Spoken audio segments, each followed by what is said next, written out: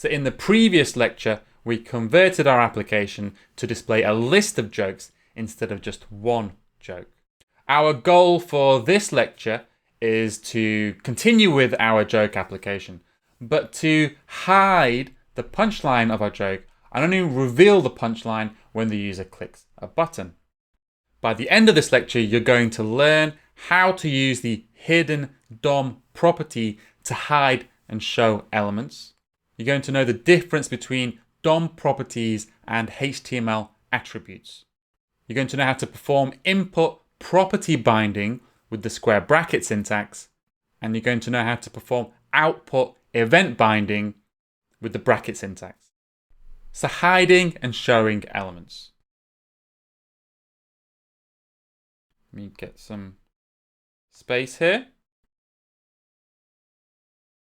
We can hide any element by adding an attribute called hidden to the element in HTML. So we could just simply hide our punchline like so. And now if I save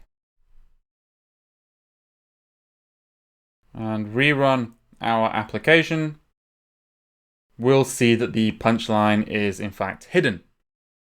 So this hidden attribute, this is a core feature of HTML. It's not some functionality provided by Angular.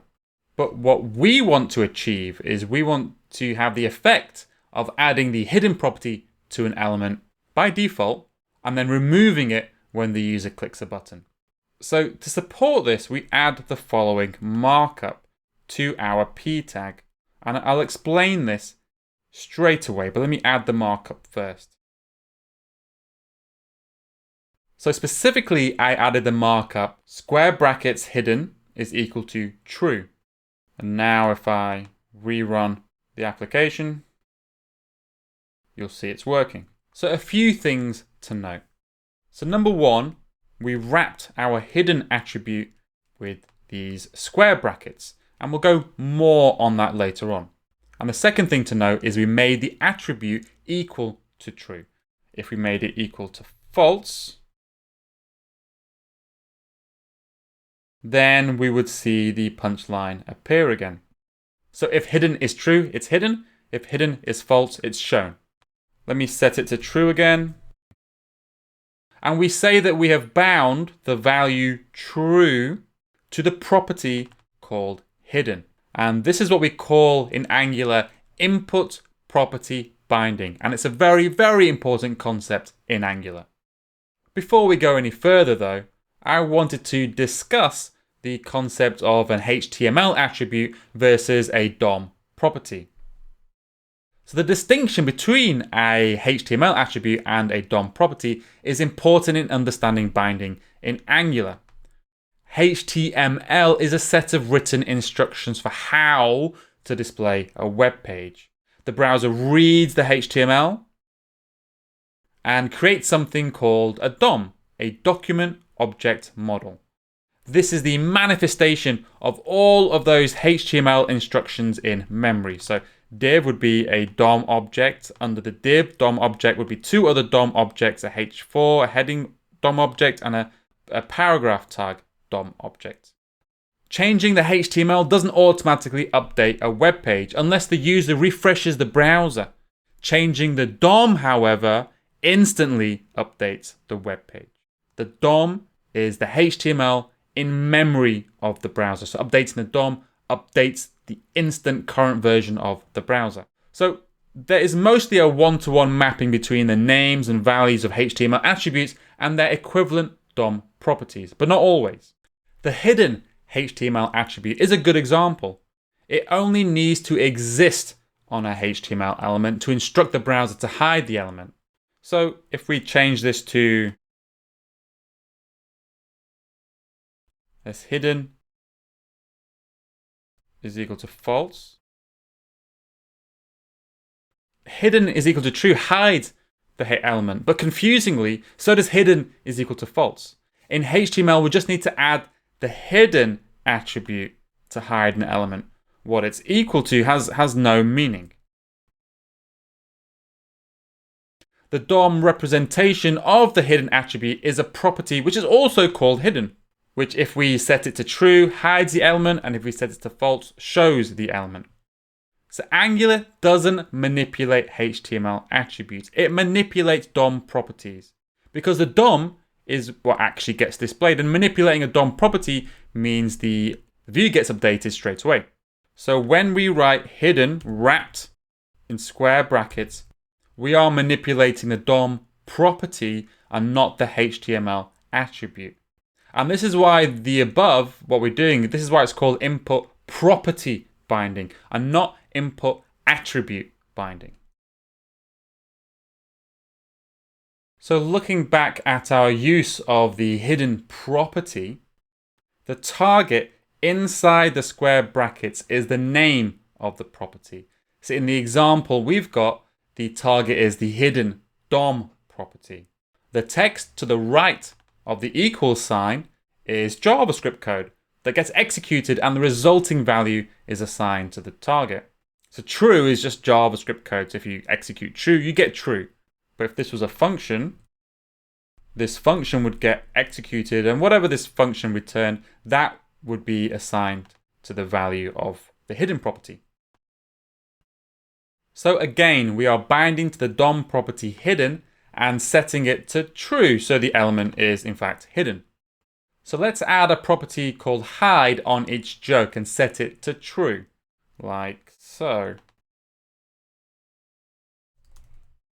So now that we have a hide property on our jokes, we can just set the hidden input property to joke.hide.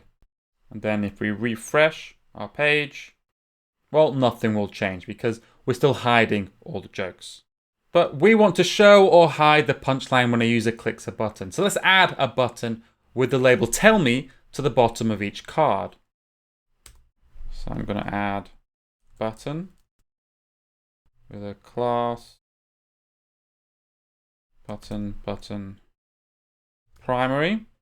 These are Twitter Bootstrap classes, so they're just to add some nice visual jazz to our application. So I'm going to give it the name tell me. If I rerun our application, and now we've got a button that's called tell me that's being shown on the bottom of the card.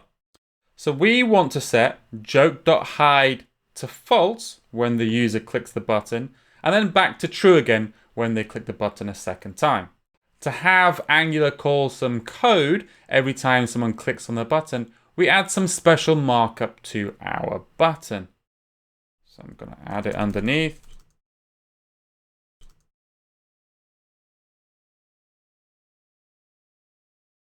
So we have some new syntax with brackets.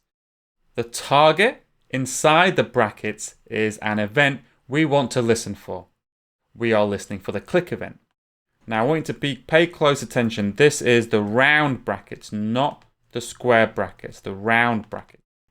The text to the right of the equal sign is again some JavaScript which will be called every time a click event occurs. All that joke.hide is equal to not joke.hide does is it toggles the value of joke.hide. So if it's false, clicking the button will change it to true. If it's true, clicking it will change it to false. So we can just as easily make this expression call a function on our component instead. Perhaps something like this. And we can pass it the joke object, which is the object that we're binding to. And we can just create that function on our component, pass in the joke, and then we just have exactly the same code, but we're going to use it from within a function instead. Now let me stop and restart. Now when the button gets clicked, it calls a toggle function on the joke list component and passes it the joke object the card is bound to. Now when we click the button, we set the hide property to false, which then unhides the element. And clicking it again sets the hide property to true, which hides the element. We call this type of binding in Angular, this type of binding by using the round bracket syntax. We call this output event binding. So now when we click the button, we set the hide property to false, which then unhides, which then shows the element. And then when we click the button again, we set the hide property to true, which hides the element. So in summary, the way to think about these two different ways of binding is in terms of inputs and outputs. With the square brackets, like this, we are binding to an input of an element or a component. So we are binding to an input of the p tag.